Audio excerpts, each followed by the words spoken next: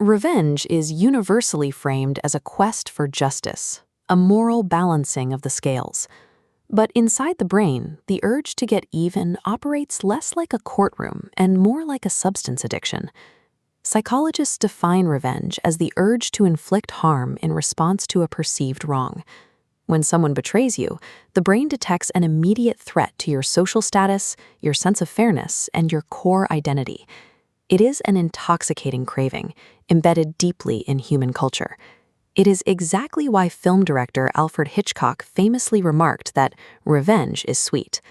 But that sweetness is a biological deception.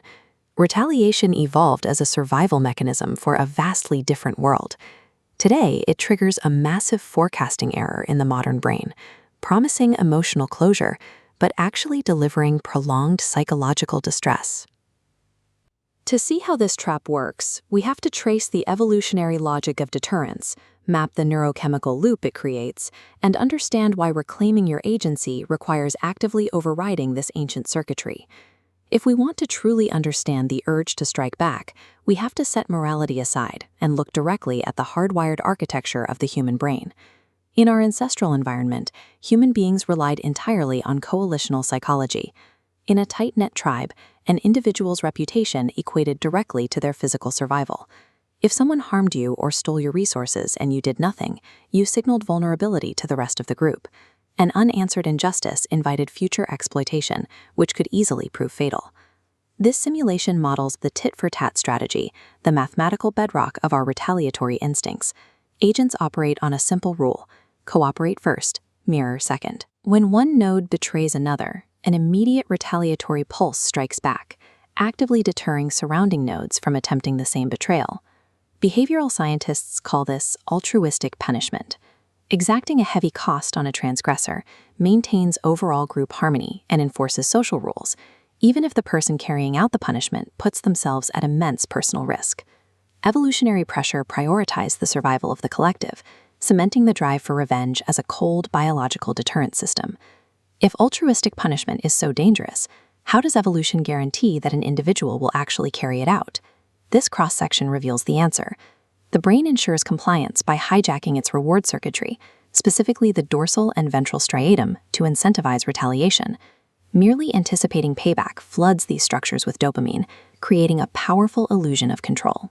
This anticipatory state activates the exact neural pathways that light up when we receive survival rewards, like food, money, or the high of substance addiction. This neurological push is further amplified by oxytocin, a chemical typically known as the bonding hormone, which plays a counterintuitive role in escalating group conflict. When someone in your in-group is harmed, oxytocin spikes and increases activity in the medial prefrontal cortex. It turns an attack on your group into a deeply personal neurochemical grievance, driving an urgent need to retaliate on their behalf. The brain actively tricks us into seeking retribution. It disguises a defensive evolutionary deterrent as an irresistible, highly pleasurable reward. That intense pleasure exists only in the anticipation phase.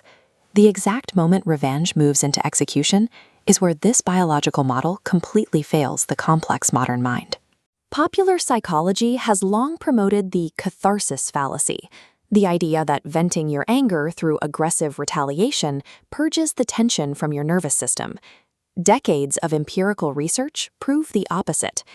This chart from a landmark study plots anger metrics across 3 responses: rumination, distraction, and a control group. Participants who physically vented their anger experienced sustained, elevated arousal. By contrast, the control group that did nothing saw their anger levels rapidly drop back to baseline. Retaliation requires what psychologists call revenge rumination. To plan and execute a counterattack, the brain must continuously replay the original trauma. This continuous mental replay strengthens the neural highways associated with anger. It artificially keeps the emotional wound open, entirely preventing the nervous system from returning to a regulated baseline. Enacting revenge does not release emotional pain. Instead, it builds a self-reinforcing neurochemical trap that guarantees prolonged psychological suffering. There is a secondary, ultimate failure state that occurs immediately after a successful act of revenge. Researcher Mario Gallwitzer calls it the understanding hypothesis. His work demonstrates retaliation only provides closure if the offender comprehends exactly why they are being punished. Because this shared comprehension is almost never achieved, the anticipated resolution never arrives. The initial dopamine high crashes, leaving the avenger in a disorienting post-revenge void. This void is visible in an fMRI scan. As retaliation occurs, the ventromedial prefrontal cortex, governing empathy, activates alongside the reward center. This creates severe cognitive dissonance. The brain processes the pleasure of payback while simultaneously simulating the pain it just inflicted on another.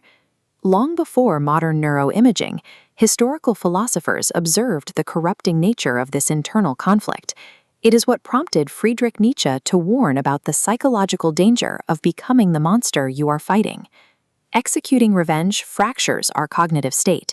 It replaces promised righteous satisfaction with severe, sustained moral dissonance. The urge to strike back is an outdated survival algorithm. It was built to manage external physical threats in a primitive world, not to resolve complex internal emotional trauma. This brings us to the psychological reality of forgiveness. If we strip away its cultural baggage, forgiveness functions as a strict, highly effective neurological mechanism.